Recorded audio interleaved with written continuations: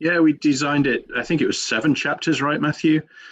And each named differently, all the way from the precursors to Puritanism. So we spend the first, few minutes introducing the theme, the importance, really trying to get people engaged in how this will benefit you.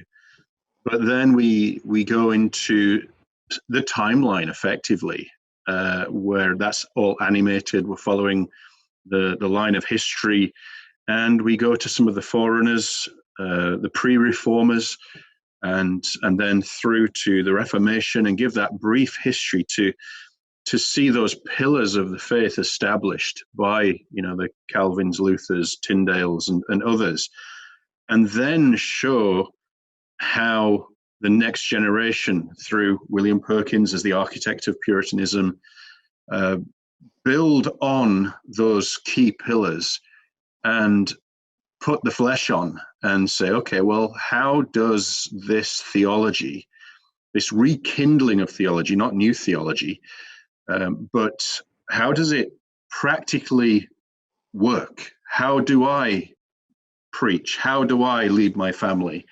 And so we go through individuals. We do touch on the main Puritans in the movie as well as in the lessons, but the lessons are obviously in much more depth.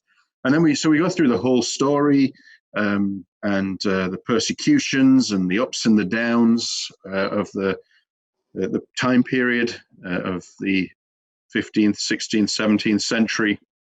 And then we do go into application at the end and apply it to people's lives today, because we didn't just want to leave it as a historical documentary. One of our key objectives was the so what today, and also we also wanted to demonstrate that there's a Puritan mindset that continued after the Puritans through each of the centuries, through the Whitfields, the Spurgeons, the Lloyd Jones, and then we wanted to push that to today as well. That mindset is still needed, is still valuable. There are maybe some different ways we do things, and but it's essential that we have that love for the word, that grasp of the importance that everything we do should be to the glory of God, hence the subtitle. So that was the strong objective that we had right from the start, that we don't just want to tell people the information about the Puritans. We wanted to experientially show people that we have the same God, the same truth, and the same message to pass on to others, that God will continue to use to save people. So that was the main thrust behind it from our perspective, and I think we all grasped hold of that vision, and I hope we got that message across. You did. Yeah. I think people watching this, if they haven't read Puritans, I would hope that it would kindle an interest, a fire of interest in them, to delve into. And there's so many different writers, and they're not all the same in style. Nor even with one writer is the various books that they have left behind for us to benefit from. They're not all the same.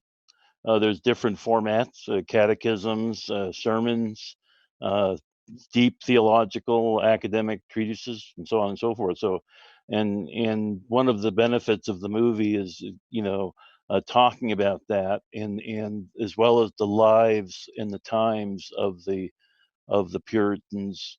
One of the benefits, of course, is that I knew before I even saw it that you would be giving an appreciative view. In other words, I'm not watching this and someone has an axe to grind in the sense of wanting to disparage the Puritans. It's not like Bill Maher produces Puritan or something. Right, exactly. But at the same time, we wanted to be fair and avoid right. hagiography. It's not hagiography, but it is doesn't have to be hagiography. That's a false dilemma. Or either you're tearing them you're disparaging or you're hagiographical. I'm thinking, no, those are it's a false dilemma.